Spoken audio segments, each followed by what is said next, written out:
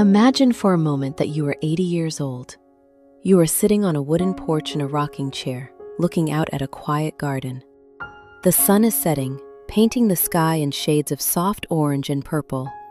You look down at your hands, which are wrinkled and tired, and you start to look back on your life. You try to remember the moments that defined you. You try to recall the days that made you feel alive. But as you search your memory, you realize something terrifying. You realize that for most of your life, you were not truly there. You remember waking up, going to work, coming home, eating dinner, and sleeping. You remember weeks blending into months, and months melting into years. It feels like you watched your life happen on a movie screen, but you were never the one holding the camera. You were a passenger in your own body. This terrifying realization is what we need to confront today. Hello, my dear friends. Welcome back to Mira's English podcast. I am so grateful that you have chosen to spend this time with me. Today, we are not talking about vocabulary lists or grammar rules. We are talking about something much deeper. We are talking about the difference between existing and living. We are talking about waking up from the long sleep that so many of us are trapped in. We are going to explore the art of intentional living and how to stop living on autopilot.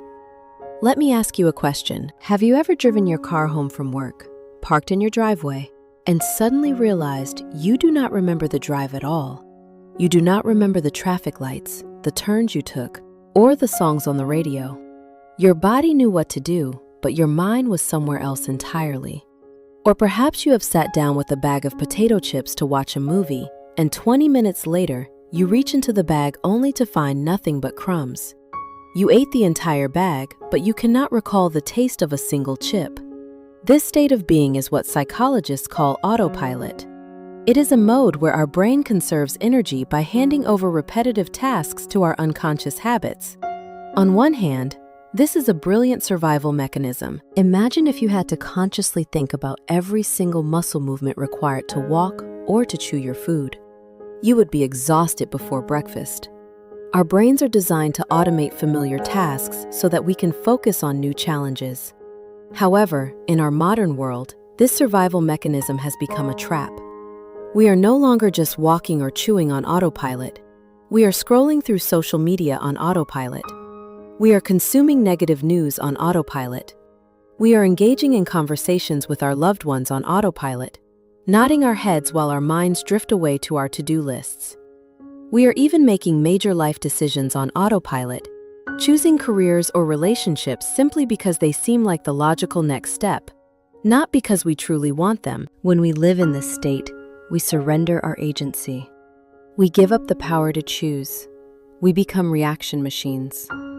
A notification dings on our phone, and we pick it up without thinking.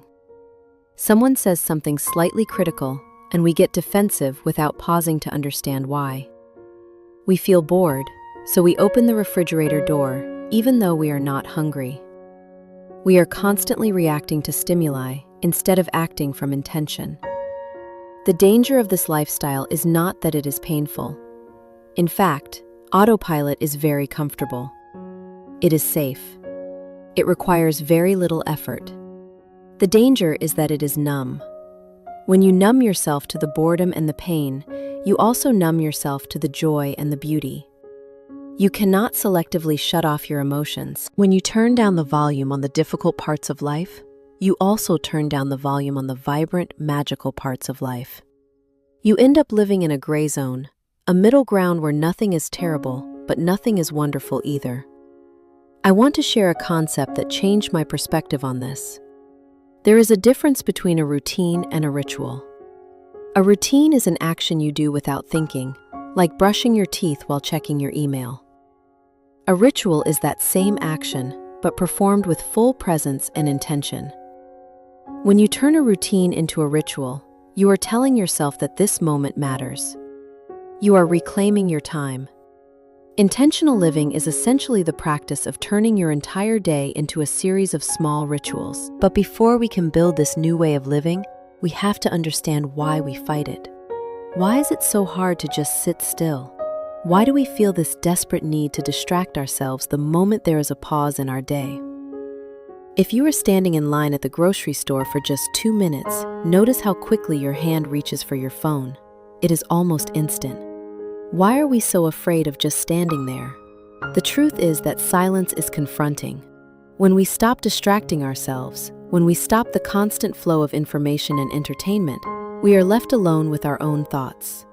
We are left with the quiet anxieties that we have been pushing down. We might hear a voice asking if we are truly happy in our jobs.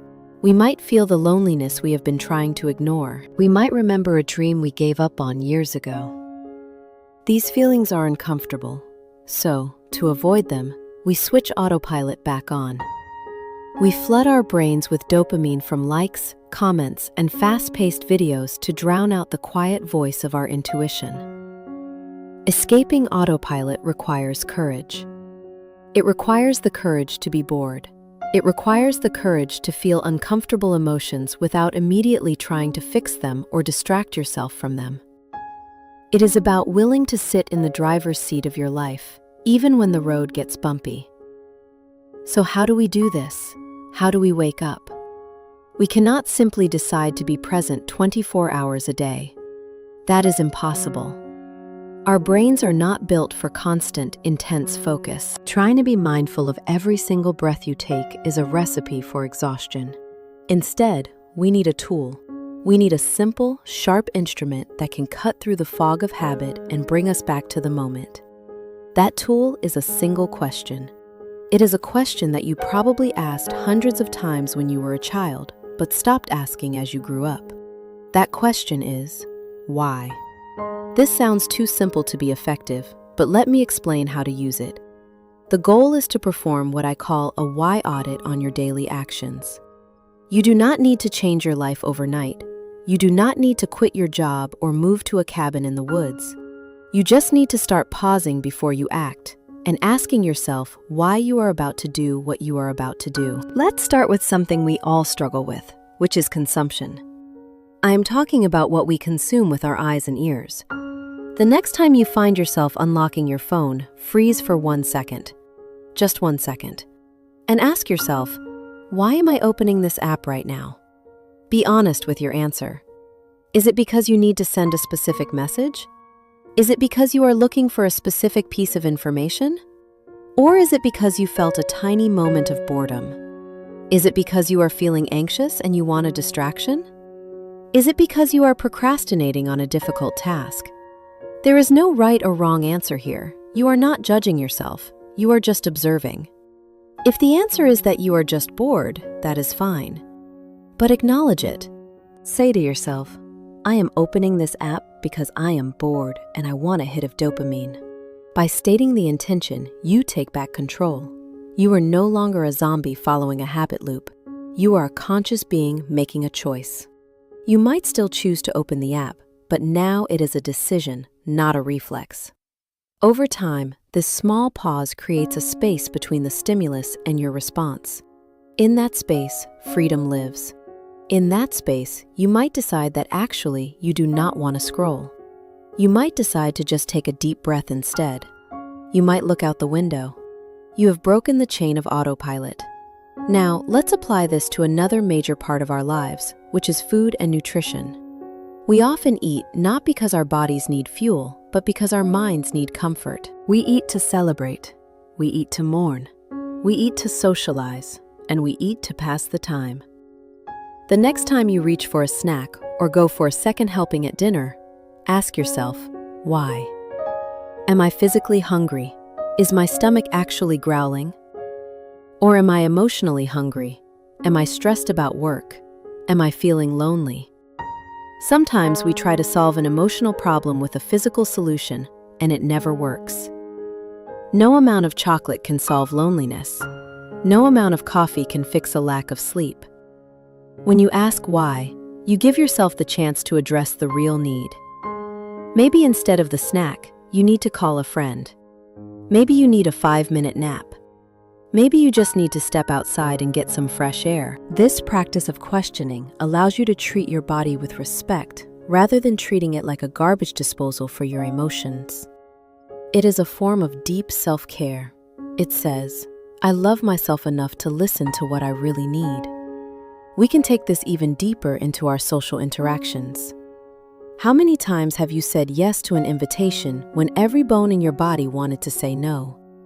You agree to go to a dinner party, or take on an extra project at work, or help someone move house, and immediately you feel a heavy weight in your chest.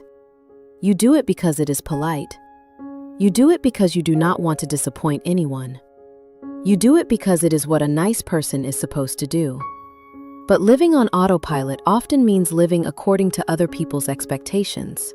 We follow a script written by society, by our parents, or by our peers. We become terrified of being seen as selfish or difficult. So we say yes, and then we show up to these events feeling resentful and drained. We are physically present, but emotionally absent. This is not fair to you, and it is actually not fair to the people you are with. They deserve your full presence, not your reluctant attendance. The next time a request comes your way, use the why rule. Why am I tempted to say yes? Is it because this excites me? Is it because this aligns with my values?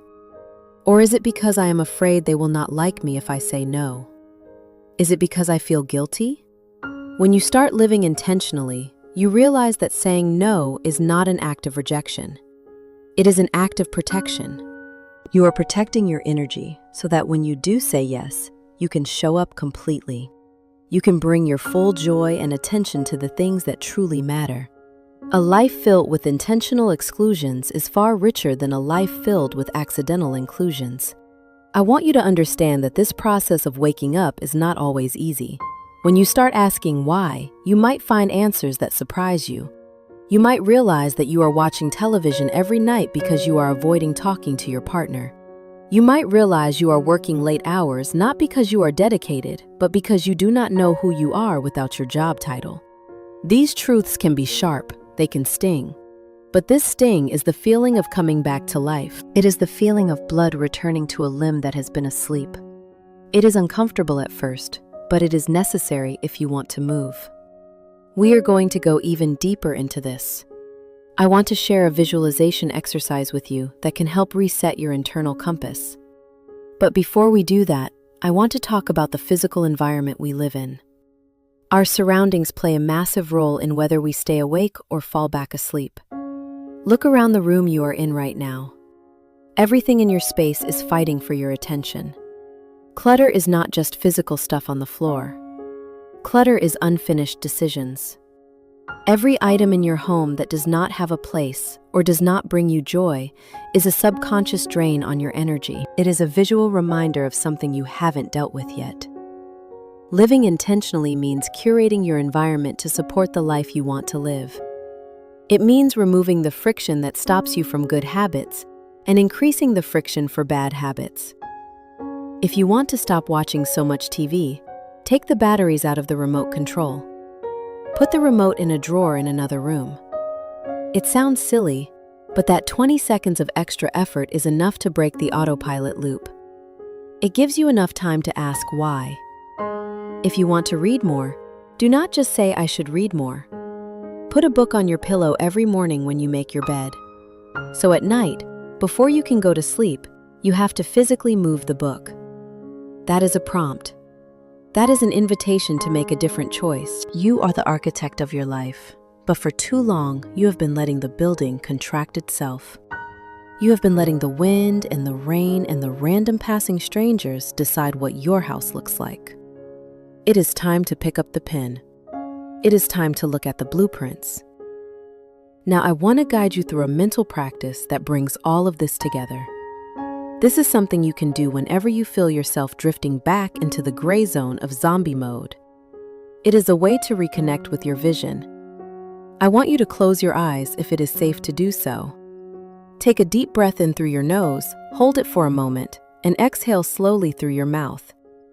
Imagine you are waking up tomorrow morning. But this time, you do not reach for your phone immediately. Instead, you open your eyes and you look at the ceiling. You feel the weight of the blanket on your body. You hear the birds outside or the hum of traffic. You are completely present in your body. In this vision, you get out of bed because you choose to start the day, not because an alarm shocked you into panic. You walk to the kitchen and you make coffee or tea. You watch the water boil. You smell the aroma rising from the cup. You are not thinking about your emails. You are not thinking about the argument you had yesterday. You are just making coffee. That is your entire world in this moment. As you move through this imaginary day, notice how lighter you feel. You speak to people and you truly hear them. You work on tasks and you focus on one thing at a time. There is no frantic rushing. There is no background anxiety telling you that you are forgetting something. This sense of peace does not come from doing less work. It comes from doing the work with a single-pointed focus. This is what intentional living feels like. It is the shift from feeling like a victim of your schedule to becoming the master of your attention. You can open your eyes now. That feeling of calm authority is available to you right now. It is not reserved for monks or people on vacation. It is accessible through the power of eliminating the non-essential. This brings us to a difficult truth about intentional living. To live a life of meaning, you have to become comfortable with missing out. We live in a culture that worships the idea of having it all. We are told to have a successful career, a perfect family, a vibrant social life, a fit body and eclectic hobbies, all at the same time. Trying to do everything is the fastest way to do nothing well. It is a guarantee that you will end up operating on autopilot just to survive the chaos. Think of your life as an art gallery. A curator at a museum does not display every single piece of art they possess. If they hung every painting on every wall from floor to ceiling, the museum would look like a garage sale. It would be overwhelming. The beauty of a museum comes from the empty space around the art. The curator chooses only the most significant pieces and gives them room to breathe. You must become the curator of your own life. You have to look at the clutter of your obligations, your hobbies, and even your friendships, and ask yourself which ones deserve to be on the wall. Which ones are masterpieces that bring you deep satisfaction? And which ones are just clutter that you are keeping because you feel guilty about throwing them away? When you say no to a late-night party because you want to wake up early and write, you are missing out on the party. That is true. But you are gaining the clarity and energy to pursue your passion. When you say no to scrolling through news feeds, you are missing out on the latest drama. But you are gaining peace of mind. This trade-off is not a loss. It is a strategic exchange. You are trading low-value noise for high-value signal. This selective focus also changes how we experience time. Have you ever noticed that when you are on autopilot, time seems to speed up? A week flies by in a blur because your brain is not recording any new memories. It is just playing the same tape over and over again. But when you live intentionally, time slows down. When you pay attention to the texture of your food, the color of the sky, or the specific words your friend is using, your brain records these details as rich, dense memories. A day spent intentionally feels longer and fuller than a month spent mindlessly. I want to address a common fear that comes up when people start this journey. Many of us worry that prioritizing our own peace and intention is selfish. We worry that if we stop saying yes to everyone, we are being bad people. We have been conditioned to believe that a good person is a person who is always available, always busy, and always self-sacrificing. Let me challenge that definition. If you are constantly exhausted, resentful, and distracted, what quality of love are you actually giving to the people around you? You might be physically present, but your spirit is depleted. You cannot pour water from an empty cup. Intentional living is the act of filling your cup so that you can give from a place of overflow rather than a place of deficit. When you are rested and centered, you are a better listener. You are a more patient parent. You are a more creative employee. You are a more compassionate friend. Your intention ripples out and affects everyone around you.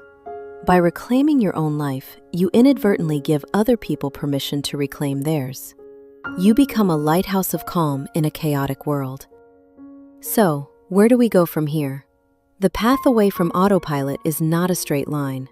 It is a practice. You will fail. You will have days where you fall back into bad habits. You will find yourself scrolling on your phone for an hour without realizing it. That is okay. The goal is not perfection. The goal is simply to shorten the time it takes for you to notice you are asleep and wake yourself up again. Every time you catch yourself zoning out and you bring your attention back to the present moment, you are doing a mental push-up. You are strengthening the muscle of awareness, and just like physical muscles, this awareness grows stronger over time. Eventually, the state of presence becomes your default, and the state of distraction becomes the exception. I want to leave you with a specific challenge for the next 24 hours. I call it the Why Challenge. For the next day, try to catch yourself in the middle of 3 different actions and ask the question, why? Ask it when you open the refrigerator. Ask it when you turn on the television. Ask it when you agree to a request. You do not even have to change your behavior. If you ask why, and the answer is that you just want to be lazy, then be lazy. But be lazy on purpose. Say to yourself that I am choosing to relax right now.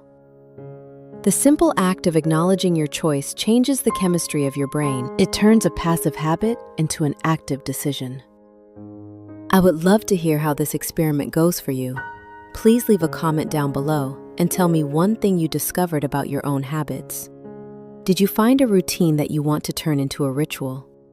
Did you realize you were doing something just to please others? Sharing your realization helps solidify it, and it helps our community feel less alone in this process. If you found value in this quiet space we shared today, please consider subscribing to the channel. It helps us grow and reach more people who are looking for a slower, more meaningful way to live. Remember, your life is not a rehearsal. It is happening right now in this breath. Do not let it slip away while you are looking at a screen or worrying about the future. Take the wheel. Drive the car. It is your journey, and it is time you started enjoying the view. Thank you for listening. Thank you for being here. And until next time, take care of your precious self.